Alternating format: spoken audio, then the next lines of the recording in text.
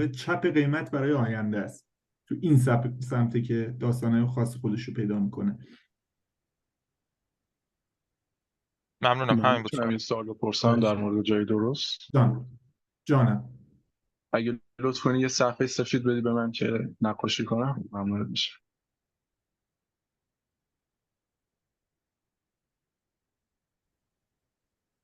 بفرمایید.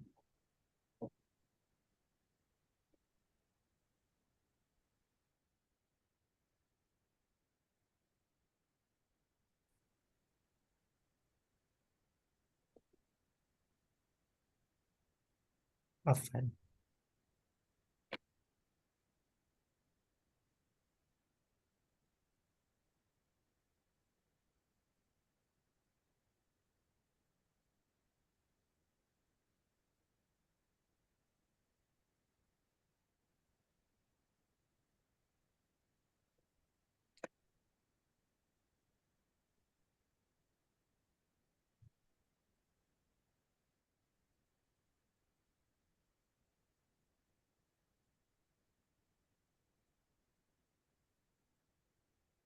ببخشید من مایکم میوت بود. شماتیک سمت چپ چیزی بود که امروز یاد گرفتیم به عنوان جای درست که قرار شد رد شه و این اوکی. شماتیک سمت راست دیروز همینجا داشتن یه جای درست واسه فلگ لیمیت در می آوردن و گفتن که خب این فلگ لیمیت یه دهانه داره و چون که این دهانه هولد هم داره اینو به عنوان جای درست ما میتونیم قبول بکنیم. خواستم ببینم که این چجوریه چون من دیروز اینو شنیدم فقط دیگه جای دیگه من ای ندیدم. شماتیک درست‌ترش رو رسم بکنم. پس بله صحبت به این صورت بود که این فلگ لیمیت یه دهانه حاصل شکست این های تشکیل میشه، دهانه هولد قیمت رو انجام میده، قیمت میره بالا، برمیگرده این کار انجام میده و میره. تو این شرایط دقیق ترین نقطه‌ای که برای ورود میشه گرفت لبه این دهانه هست. استاپ هم بالای همون دهانه باید بذاریم چون تو کنم پشتش هم خورده بود. یه مثال عجیب غریب دیدیم که پشت این هایه رو زده بود ولی پشت اینو نزده بود، یعنی دیگه بدترین آره کار دقیقاً ممکن همین بود. واسه من سوال شد. آره خاطرم هست. آره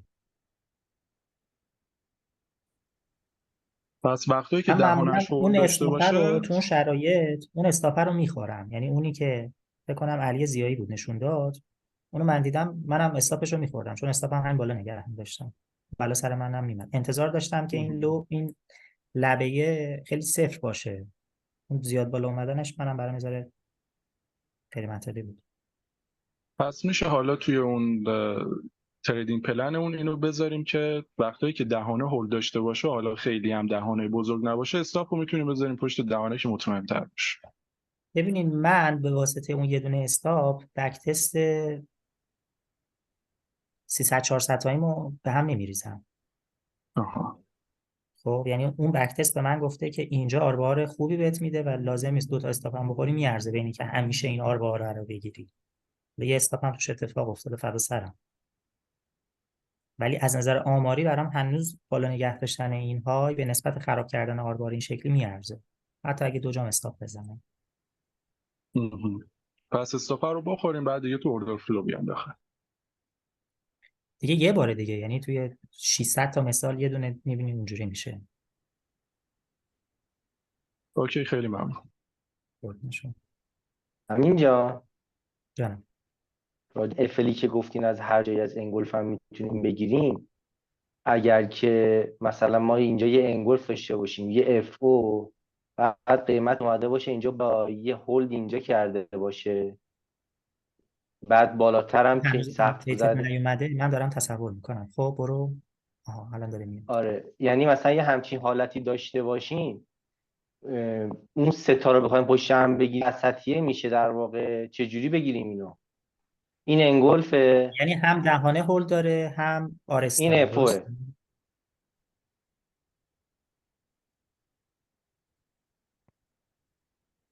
یعنی این بالا انگلف کرده اینجا یه اف او کرده رفته اوکی شد. بله بله تا اینجا اوکی. خب بعد میایم با اگه روی این ناحیه و این ناحیه جفتش دوتا هولد داشته باشیم، یعنی این که حاصل کسی که هولد کرده باشه کدوم افل ارجحیت داره؟ ارجحیت اصلا داره یا نداره؟ جوریه همچنان همین انتخاب میکنم تو این شرایط. اگه جفتشو داشته باشم پایینی طبیعتا اینجا اینجوری شده دیگه. لستریک رو انتخاب میکنم باز. لستریک با استاپ اینجا. استاد جای درست نمیگه ها. این داره در چی مورد بر؟ افل پیدا کردن میگه الان افل رو بالایی دارم رو میگم. افل بگیرم یا پایینی رو افل بگیرم، حاصل شکست اف او رو افل بگیرم یا حاصل شکست این گلف رو اف او بگیره. هولد در حاصل کرده. هر شکست صورت سطح. حاصل شکست جفتش هم میگه که هولد کرده. باشه. سجاد این میگه جفتش هم هولد کرده. جفتش این هولد هولد کرده این کرده، فلگ لیمیته. این هم هولد یکی کرده مثلا. لول تقریبا متوجهم. همینجا شما میشه من یه چیزی شکست سطح بگم الان؟ خودش اصلا داخل نرید. اصلا داخل نمیریم هیچ. لولی که باشه اونجا یه لحظه همین جان یه بار دیگه میگین؟ من نمیدونم ما متوجه نشدم. داخل این افتیار به هیچ وجه فلگ لیمیت تعریف نمی‌کنیم. خود شکست سطح. حالا میخواد این گلف باشه، میخواد اف او باشه، میخواد هر چی باشه. آها ببینین دو تا بسیار قصه است. یه زمان هست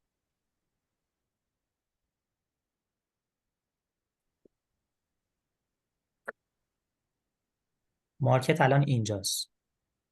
انوتیت هم بیاد. خب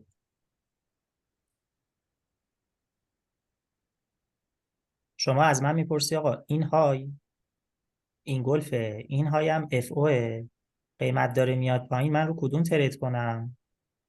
به نظر کدوم احتمال داره فلگ لیمیت شه؟ میگم این، چون حاصل شکست فیکوته. خب یه زمان هست که شما دارین میبینین که مثلا این هولد کرده، چه میدونم اینم چجوری بکشم جفتش هولد کرده باشه. حالا پذیرفتیم پایینی هم هولد کرده. آره پایینی هم هولد آره کرده. در این اوکیه. صورت آره من برای آیندهم همینو افل میشناسم. یه زمان هست میخوای بگی از کجا سواب بگیرم که احتمال بیشتر فلگ لیمیت میشود و کار میکند، میگم اون یه قصه دیگه است، اونو ولش کن. شما میخوای فلگ لیمیتی که هولد کرده انتخاب کنی، حتما حاصل شکست سطح باشه. داخل FTR، داخل فلگ ببخشید، داخل یک کینگ چیزی پیدا نکن. داخل اینا هر چی هست DP تعریفش کن. حالا یا DP یا FTR. FL تعریفش نکن. دم شما گرم، ممنونم. خب کامران جان الان ببخشید منم یه این شما سوال داشتم سوالا از این قسمت، میتونم بپرسم؟ بفرمایید شما. میبخشید این جای درست فلگ لیمیت ها رو که میخوام پیدا بکنیم چند تا روش داشتیم. یکی اینکه فلگ لیمیت رو پیدا میکردیم که کپس اون فلگ لیمیت رو نگه داشته بود، بعد یا اینکه آفرین. آرسکای اون رو میگرفتیم یا لستریک ها. یکی از این سه تا روش رو انتخاب میکردیم. ببخشید بعد من گاهی اوقات من دیدم که اون فلگ لیمیتی که کپس رو نگه میداره زیر 50% میفته، ولی سمت راستش کینکی تشکیل شده که رنج رو شکسته و من هولد قیمت رو هم میبینم براش. میتونم اینو آرسکا بگیرم یا نه؟ میتونین رسمش کنین؟ انتهای صحبتتون متوجه نشدم دقیقاً چه شکلی منظورتونه. بدون آبی.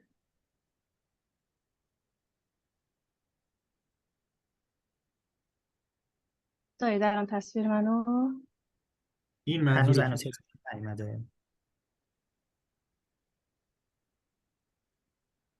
آقا جان افلی که پشت زیر 50%، یعنی افلی که پشت آن نگه داشته کپسول پایین تره، زیر آها نصفه. اینجوری شده. آره اینجوری. آفرین. آره یه همچین حالتی شده. یعنی مثلا الان فلگی که ما میخوایم بگیریم برای جای درست نه این نه نه. میشه.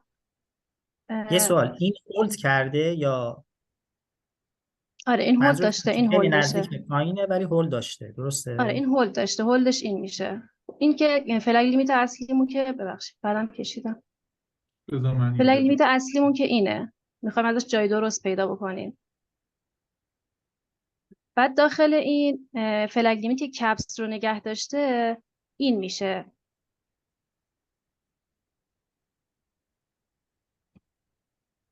اومد تصویر من؟ بله بله. حالا اینو من بیام سمت راستش هیچ افتیاری یا مثلا کینکی نمیبینم که جای درسته این رو مثلا این قسمت میشه برداشته باشه. خب هولد ولی خود یک این اپل هم رسم میکنین که این فلگ لیمیتی که کشیدین چه جوری هولد کرده؟ کدوم قسمت قیمت رو از اینجا نشون یه جا میدید؟ برگشته داخل. میتونید کل من این نشون کینک بدید؟ آه یه لحظه کینک اصلی رو. احسنت. این کینک اصلی چجوری هولد انجام داده؟ این به سمت بالا فلگی که من کشیدم، فلگ اصلی به سمت آره اشکال بالا نداره. هولد بالا داشته. مثلا هولد منظور داشته. همینجا اینه که هولداکشو هانچی بکشیم. کرده روند سعودیه. نه اوکی، این الان رفته بالا، تو پایین اومدن با کجا هولد کرده قیمت یه رو؟ دور کاملش رو خودم بکشم، یه پاکش کنم دوباره بذار من یه بکشم. صفحه سفید براتون بیارم. بله. الان پاک کنید، میخواید از اول بله. بکشید.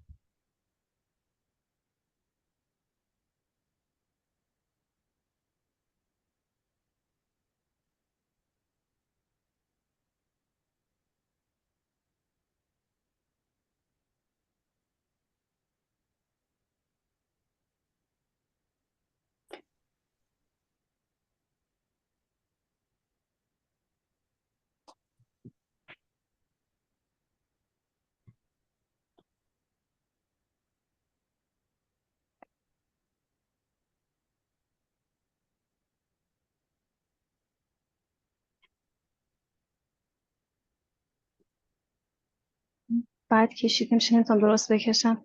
این فلگ اصلی که در صحبت میکنم اینه. حالا داخل این همچین اتفاقی افتاده. خب یه بابا. چیزی الان این هولد قیمت که ما حتما میخوایم بیشتر از 50% بیاد هولد بکنه. اینو من بعد با این کشیدم. آره. آره با این شرایطی که کشیدین که اصلا فلگ لیمیت تعریفش نکنیم. ببخشید من انوتیتم نمیتونم اصلا خوب باش کار بکنم. اشکال نداره. خب احسنت، عالی.